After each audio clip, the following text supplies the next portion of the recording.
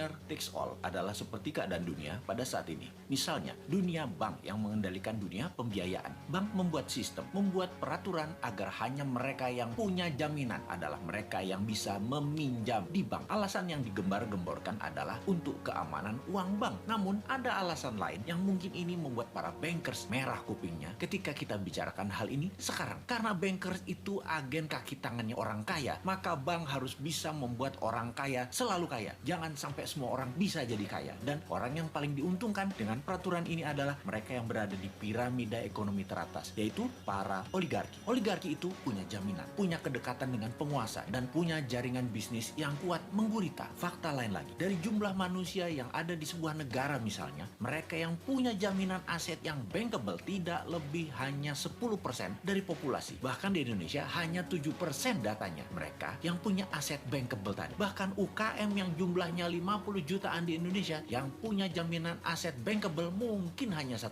Jadi mereka dibiarkan tidak bisa pinjam di bank. Sungguh, bagi pengusaha, solusi pendanaan yang paling diimpikan banyak pengusaha adalah soft loan dari bank dan IPO. Tapi ini bukan buat UKM diciptakannya. Keduanya punya cara masuk yang tidak gampang, atau difficult to entry, atau entry barrier-nya besar dan sulit. Jadi istilah besar dan sulit ini ya bagi UKM tentunya. Tetapi semua ini memang kendala klasik, kendala sistemik yang diciptakan negara globalis dan pemahaman asing ke semua negara yang tidak berdaulat. Kita harus melihat ini semua sebagai peluang yang harus kita ambil. Semua ini sependapat kita dengan pandangan OJK yang pro UKM. Sungguh, kita melihat ini sebagai perjuangan nasionalisme. Perjuangan kita ini adalah mencari sila kelima yang hilang dari Pancasila. Sahabat, bagi Anda yang memerlukan pendanaan, yuk bergabung dengan syarat yang gampang. Kirim daftar singkat ke WA ini, yaitu 0811 9321 820. Sekali lagi, 0811 9321 820. Apa yang dikirim? 1.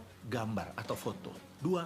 Omset 2 tahun sebelumnya, yaitu misalnya tahun 2020 dan tahun 2021, yaitu tahun berjalan. Perkiraan dana yang dibutuhkan berapa? Perkiraan saham yang akan dilepas ke umum berapa?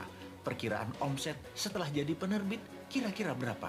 Perkiraan dividen tahunan berapa? Sahabat semua, inilah masa kita keluar dari pit stop dan menyusul di tikungan untuk menjadi negara terdepan dengan bergandengan tangan sesama putra bangsa. Dengan urun dana, UKM Indonesia menang.